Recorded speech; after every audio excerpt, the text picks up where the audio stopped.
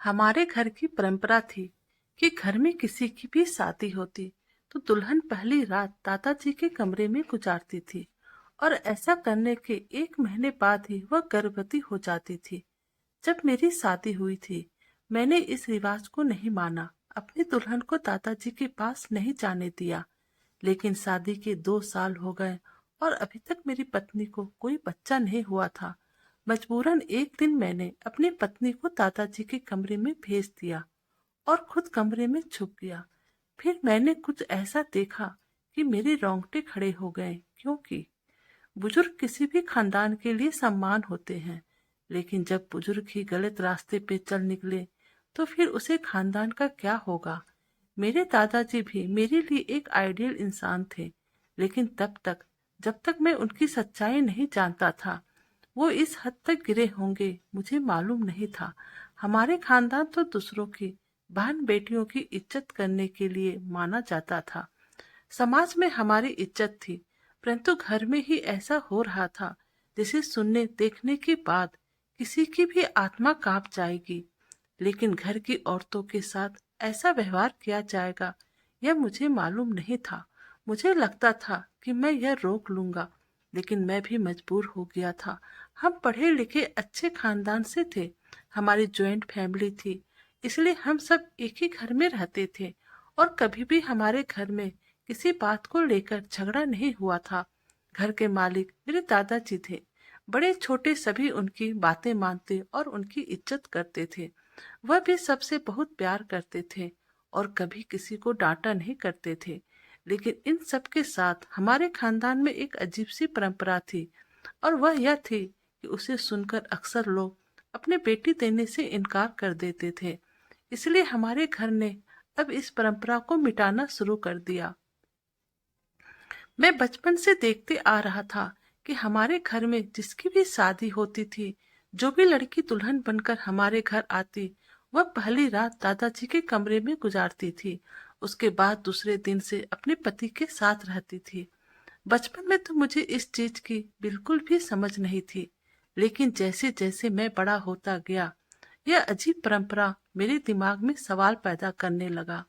मैंने बहुत कोशिश की कि हकीकत जान सकूं, लेकिन पूरे घर में कोई भी इस पर बात करने को तैयार नहीं होता था और यह सिलसिला सालों से चला आ रहा था। और हैरत की बात यह थी कि जो भी दुल्हन दादाजी के कमरे में रात को जाती थी, 1 महीने के अंदर ही गर्भवती हो जाती थी। लेकिन मुझे यह बात बहुत अजीब लगती थी और मैं बिल्कुल भी इसके साथ में नहीं था। मैं अपने सारे भाइयों में तीसरे नंबर पर था और मेरे बड़े भैया की पत्नी के साथ भी यही किया गया था। लेकिन उन लोगों ने कुछ भी नहीं कहा था, जिस पर मेरी उन सब के साथ बहुत ही बहस हुई थी। लेकिन कोई भी मेरे सवाल का जवाब नहीं देना चाहता था और अब मुझे इस चीज का जवाब चाहिए था, क्योंकि घर में मेरी शादी की बात चल रही थी और मैं जानता था कि मेरे साथ भी यही सब होगा। लेकिन मैं यह नहीं करना चाहता था। इसलिए शादी के दिन मैंने अपने बड़े भैया को कह दिया कि मैं अपनी पत्नी को दादाजी के कमरे में नहीं छोड़ूंगा, और अपनी पत्नी का हाथ पकड़ता हुआ अपने कमरे में चला गया। मुझे लगा कि इसके बाद दादाजी का व्यवहार बदल जाएगा, लेकिन उन्होंने मुझे एक शब्द भी नहीं कहा। उनका व्यवहार नॉर्मल ही था। लेकिन हमारी शादी को 2 साल हो गए और अभी तक बच्चे की कोई उम्मीद नहीं थी।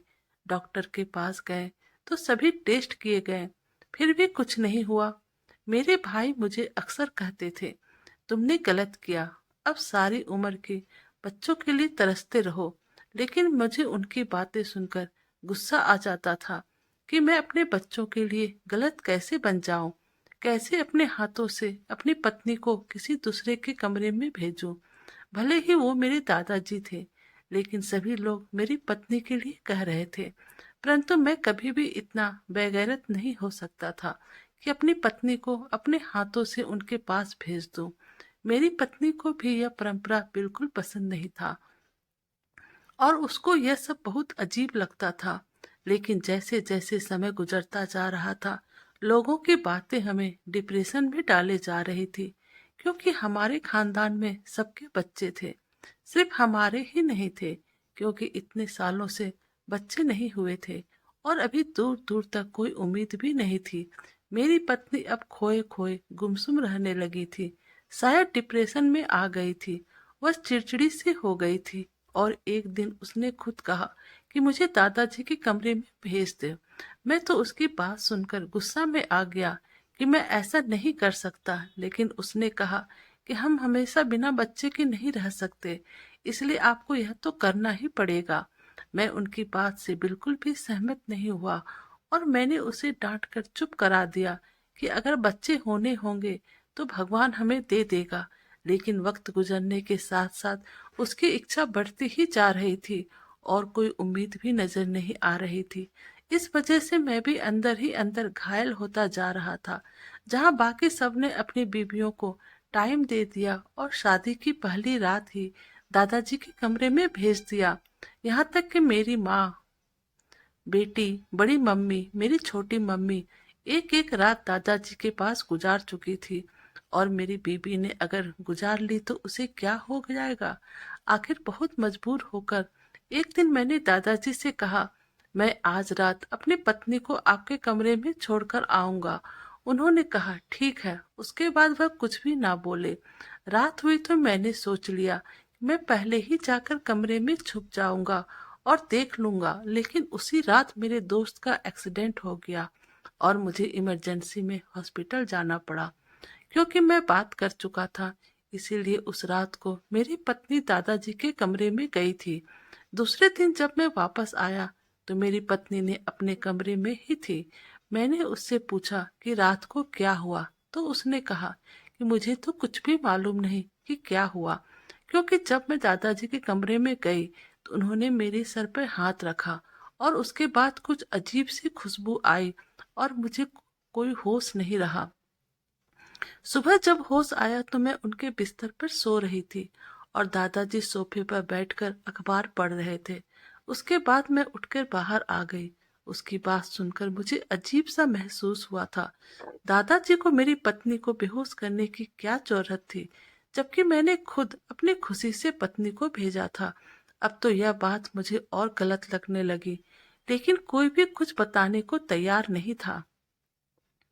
मैंने दादाजी से भी सवाल किया, लेकिन उन्होंने कहा कि अभी वक्त नहीं है, इसका वक्त आया तो मैं इसका जवाब तुम्हें दे दूंगा। लेकिन अपनी पत्नी को खुश देखकर मैं भी चुप हो गया और फिर सच में एक माह बाद मेरी पत्नी गर्भवती हो गई। अब तो मुझे अजीब सा महसूस होने लगा, यह बच्चा मेरा है भी या नहीं। लेकिन मेरी पत्नी इस बच्चे को पाकर बहुत खुश थी और उसको खुश देखकर मैं भी खुश होने लगा था। लेकिन दिल के अंदर शक खत्म नहीं हो रहा था। लेकिन मैं अपनी पत्नी के सामने यह बात जाहिर नहीं होने दिया था, क्योंकि इससे उसकी खुशी खराब हो सकती थी। मैंने सोच लिया कि मैं बच्चों को पैदा होने के बाद उसका डीएनए टेस्ट करवा लूंगा, फिर उसकी रिपोर्ट के साथ दादाजी से सवाल करूंगा। वह वक्त मेरे लिए बहुत ही मुश्किल था, क्योंकि अब मैं भी अपनी पत्नी की खुशी महसूस करके खुश होने लगा था।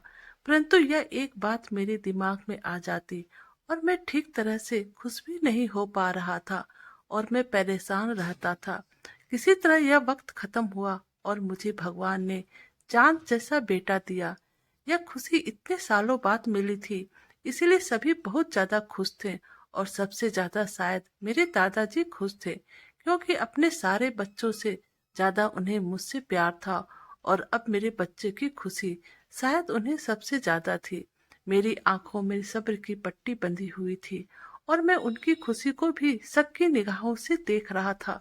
जब हमारे सारे खानदान के लोग खुशियां मनाकर चले गए तो एक दिन मैंने चुपके से बच्चे को उठाया और निकल गया। मेरी पत्नी ने पूछा कि कहाँ जा रहे हो, तो मैंने कहा बाहर से घूमकर आता हूँ और बच्चे को अस्पताल लेकर गया और जाकर अपना और बच्चे का डीएनए टेस्ट करवाया। मेरे दिमाग में कहीं न कहीं यह बात जरूर थी, यह बच्चा मेरा नहीं है और बस यही चीज मुझे दिल से खुशी नहीं दे पा रही थी और मुझे टेस्ट करवाना पड़ा, जिसका रिपोर्ट 3 दिन के बाद आना था। 3 दिन मैंने कैसे गुजारे यह मुझे ही मालूम था। जिस दिन रिपोर्ट मिलने वाली थी उस दिन सुबह से ही मेरे दिल का बुरा हाल हो रहा था। बार बार एक सवाल मेरे दिमाग में आ रहा था कि अगर यह बच्चा मेरा नहीं हुआ तो मैं किस मुंह से उसको अपना बच्चा कबूल कर लूंगा और दादाजी से क्या सवाल करूंगा, जबकि मैंने खुद अपनी पत्नी को उनके कमरे में छोड़कर आया था। मैं रिपोर्ट लेने गया तो रिपोर्ट पकड़ते ही मेरा बीपी हाई हो गया, शायद बहुत ज्यादा टेंशन की वजह से। मैं हॉस्पिटल में था, इसलिए फौरन मुझे इमरजेंसी में ले जाया गया।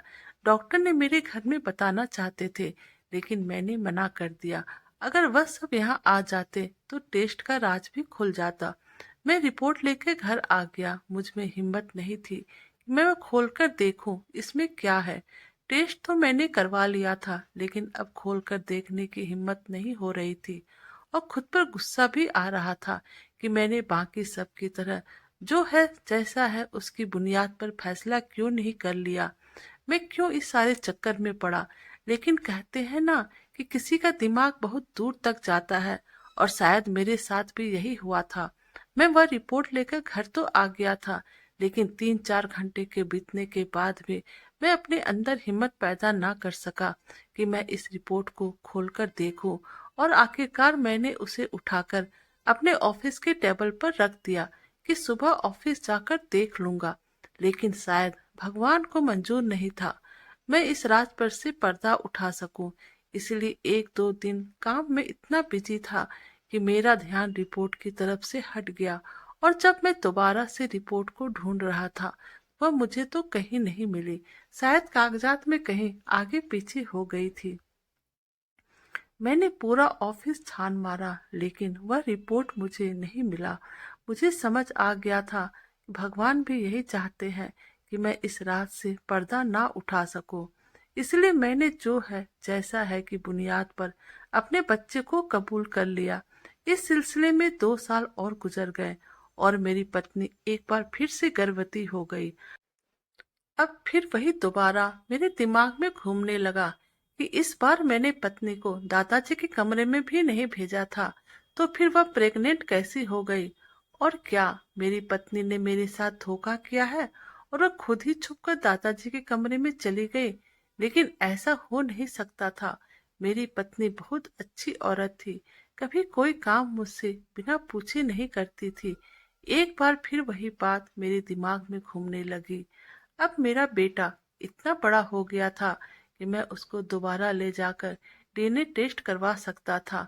इसीलिए अपने बड़े बेटे को साथ लेकर हॉस्पिटल चला गया और इस बार मैंने इमरजेंसी के तौर पर रिपोर्ट निकलवाई।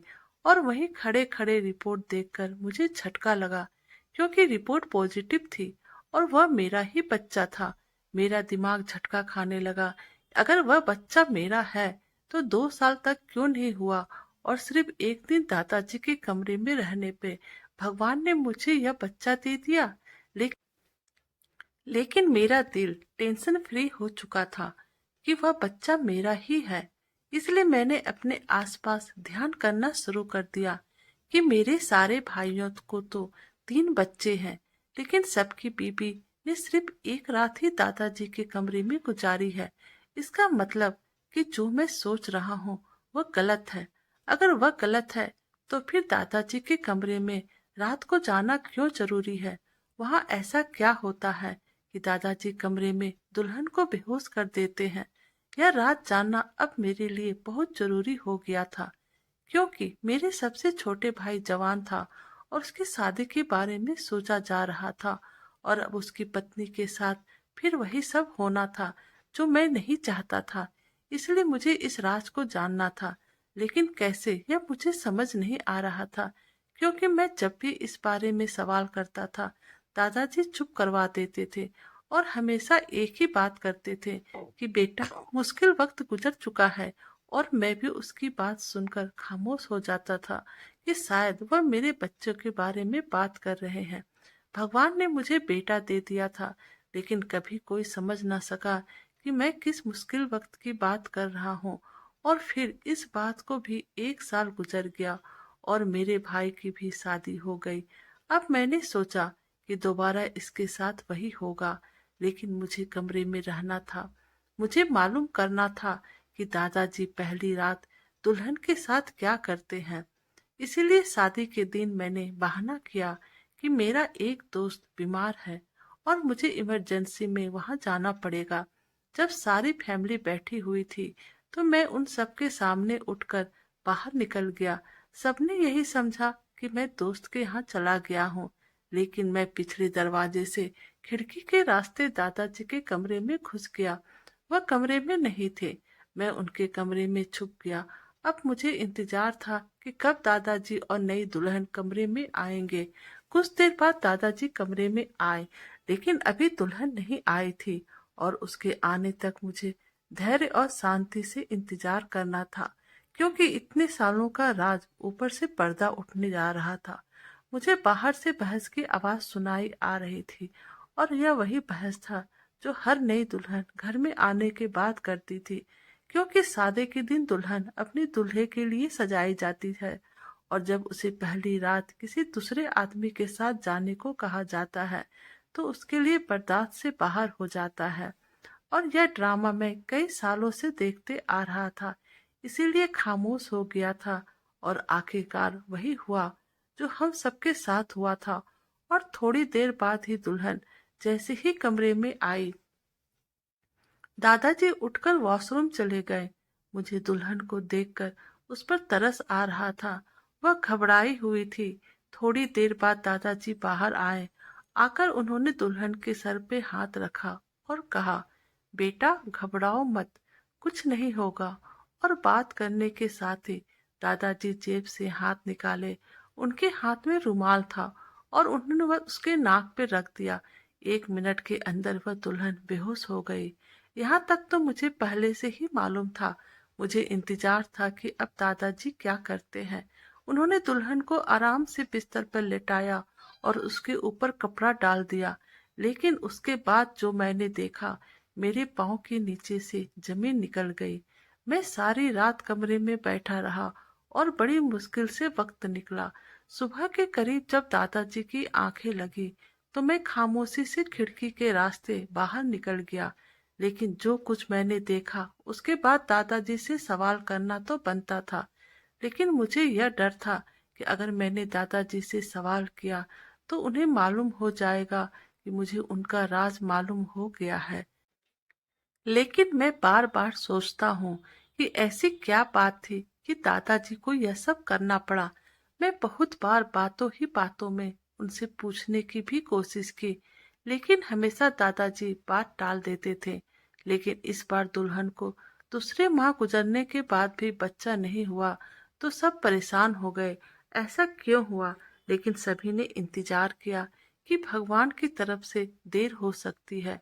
दादाजी ने कहा कि मुझे लगता है यह राज कोई और भी जान चुका है।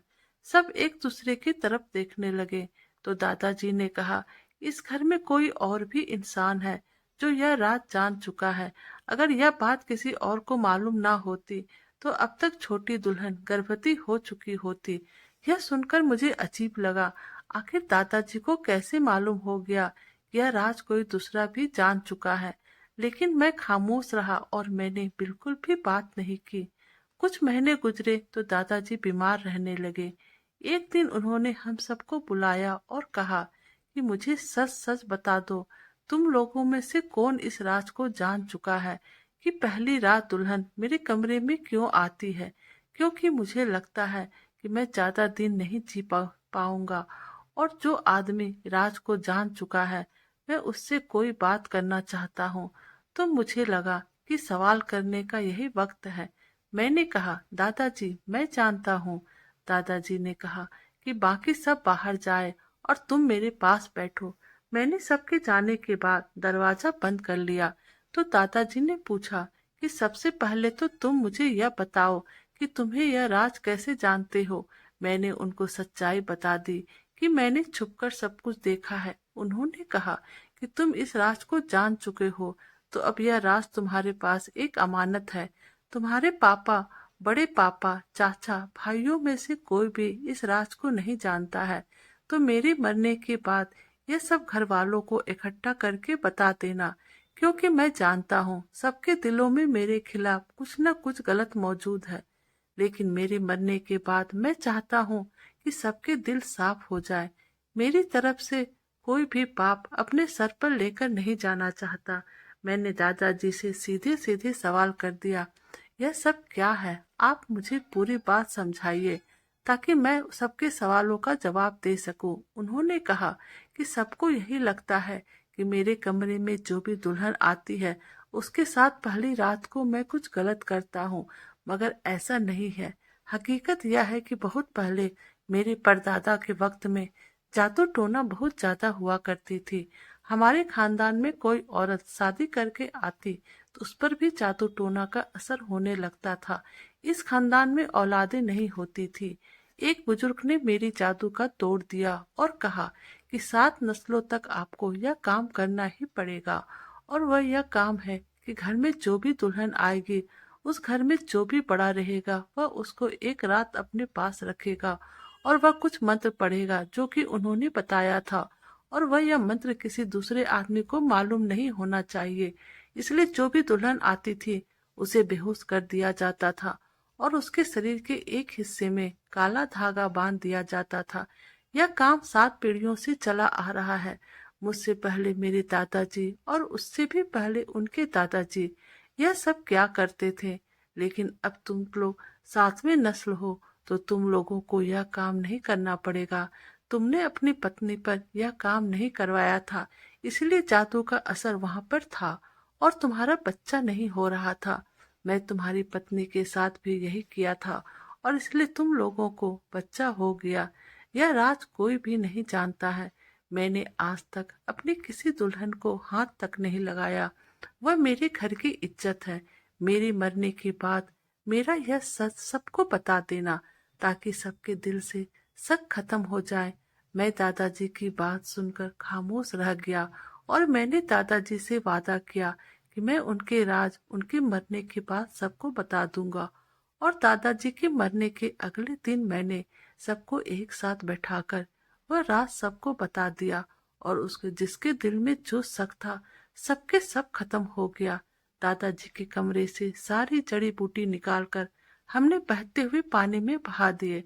इस तरह 7 नस्लें पहले होने वाले एक जादू से हम सबकी जान छूट गई।